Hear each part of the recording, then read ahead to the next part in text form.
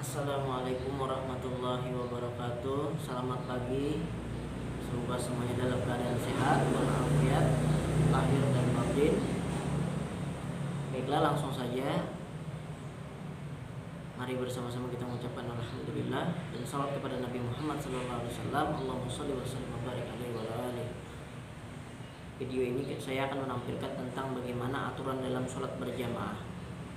Bagaimana aturan dalam sholat berjamaah yang baik. Baiklah, yang pastinya dulu kita harus hadir tepat pada waktunya. Ketika azan dikumandangkan oleh seorang muadzin, maka bersegeralah kita menuju masjid atau surau atau langgar untuk mengerjakan sholat berjamaah.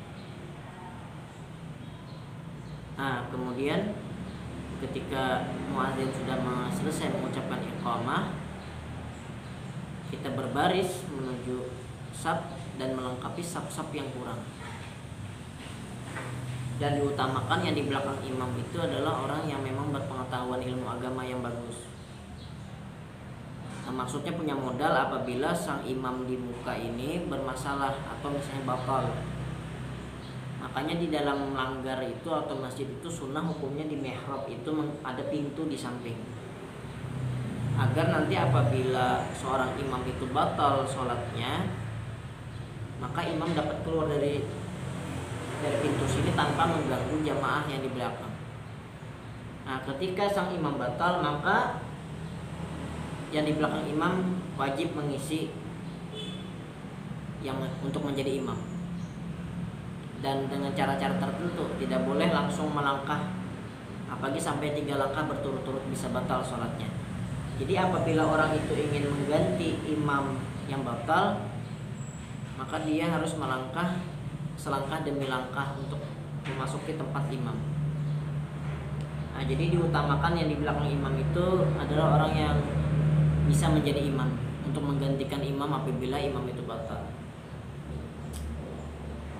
Kemudian biasanya seorang imam itu mengucapkan kata istawu sufufakum fa inna taswiyati sufuf min tamamis shalah. Luruskan dan rapikanlah saf, karena yang demikian itu adalah salah satu syarat kesempurnaan dalam sholat berjamaah. Jadi lurus dan rapatnya saf itu adalah suatu keharusan dalam sholat berjamaah. Makanya dalam sholat berjamaah itu katanya orang-orang dulu itu siku sama lutut ini tersentuh dengan orang di samping, saking rapatnya saf mereka itu. Dan seperti orang yang berada di medan perang, maksudnya saf itu harus kokoh. Kalau longgar nanti bisa dimasukkan oleh iblis gitu. Dan dalam perang pertahanannya akan lemah karena tidak longgar ini posisinya. Kalau berdempetan maka dia akan kokoh persatuannya. Dan luar biasanya ketika kita menghadap kepada Allah, apapun jabatan kita, sekaya apapun keuangan kita, apapun profesi diri kita, tukang parkir kah, pejabat tinggi kah, tukang tambal ban aja kah, atau tukang pemulung kah, semuanya sama di hadapan Allah, tidak ada perbedaan. Sujudnya pun sama, tidak berbeda dengan orang yang punya jabatan tinggi tadi. Nah, kemudian apalagi aturannya, diusahakan jangan memakai minyak wangi yang terlalu baunya itu seperti aneh. Nanti dia khawatirkan orang di samping terganggu dengan bau itu. Kalau baunya wangi, enak, ya silahkan. Apalagi yang beralkohol ini hukumnya makruh dibawa dalam sholat. Minyak harum yang beralkohol itu makruh hukumnya dipakai ketika sholat. Nah, kemudian mulut juga dalam keadaan bersih. Mulut kita dalam keadaan bersih. Jangan sampai ketika setelah makan, apalagi misalnya makan bawang, makan pete, itu kalau tidak gosok gigi itu berbau tuh. kesian teman di sampingnya tidak khusyuk sholatnya dengan sebab kita. Kalau kita berkeringat, berbau peluh, mandi, dibersihkan dulu badan supaya tidak mengganggu. Nah, kemudian lagi pakaiannya juga kalau bisa jangan yang terlalu banyak warna, karena nanti kalau ada jamaah yang melihat di belakang atau di sampingnya nanti dia kurang konsentrasi. Ini cukup pakaian yang bagus, wangi, bersih, dan tidak terlalu mencolok lah. Nah, kemudian kita dilarang dalam sholat berjamaah itu mendahului imam. Seperti kita latihan pramuka, ya, latihan pramuka itu kan biasanya siap, gerak, baru bergerak. Seperti itu juga sholat. Ketika imam membaca Allahu Akbar, baru kita Allahu Akbar.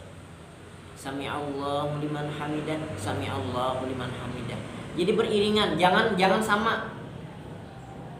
Jadi kita utamakan dulu imam sami'allahu liman hamidah ketika i'tidal, baru kita i'tidal juga. Jangan sampai belum imam naik kita sudah naik. Belum imam turun sujud dia sudah sujud duluan. Ini kata Rasulullah sallallahu alaihi wasallam, nanti akan dibangkitkan di akhir kepalanya itu seperti keledai, binatang keledai, nyinyir terus, mau mendahului imam terus. Jadi jangan, kita dilarang untuk mendahului imam.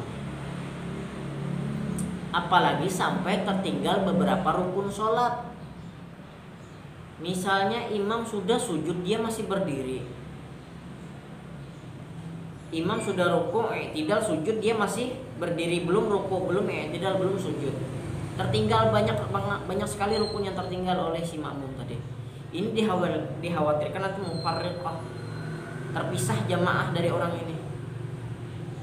Sebenarnya hukumnya makruh, tapi kalau terlalu terus bisa terpisah, ini hukumnya tidak termasuk jamaah ini. Bisa batal jamaah orang ini. Nah, jadi nanti kalaunya imam itu cepat bacaannya dan dia sudah ruku, kita ruku aja sudah. Biar bacaan kita tidak sampai misalnya ihdinas siratal mustaqim, imam sudah ruku saja. Karena bacaan tadi sudah ditanggung oleh imam. Dan kita yakin saja kalau imam kita itu memang bagus bacaannya, sempurna bacaannya. Kalau dia cepat berarti sudah selesai bacaannya dan kita ikuti. Tidak apa-apa.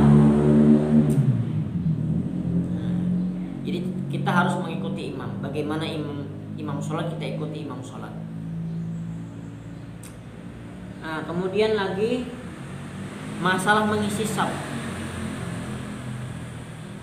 Mengisi saf ini imam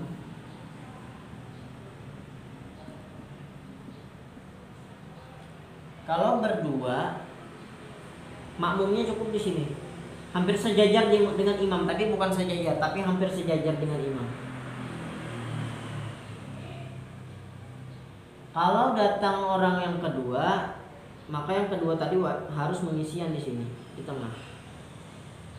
Yang ini mundur ke belakang. Apabila datang lagi orang, maka dia mengisi di sini. Ketika datang lagi orang, maka dia mengisi di sini. Nah, maksudnya apa?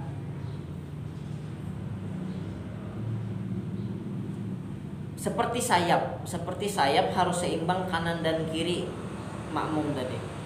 Tidak boleh di sini panjang, di sini hanya 3 orang. Jadi diusahakan agar kalau misalkan kita terlambat, kita masbuk melihat orang, oh safnya ternyata di sini banyak di sini, kita ambil yang di sebelah sini. Nah, apabila ada datang lagi orang, maka kita ambil kanan kiri, kanan kiri, kanan kiri, seperti itu. Sebenarnya sih dalam sholat itu yang afdal itu adalah saf yang paling pertama dan yang di sebelah kanan. Itu yang lebih utama saf. Tapi ya kalau kita terlambat karena ada keperluan mungkin ya tidak apa-apa. Tapi kalau kita seperti ini, kalau kita mendapati ada saf yang timpang berat di sebelah sana, tapi di sini kurang. Kita masukin di sebelah sini. Di belakang pun sama seperti itu. Dan diusahakan kalau ada anak kecil, boleh dia kesap muka apabila sudah melakukan khitan atau sunat, bersunat.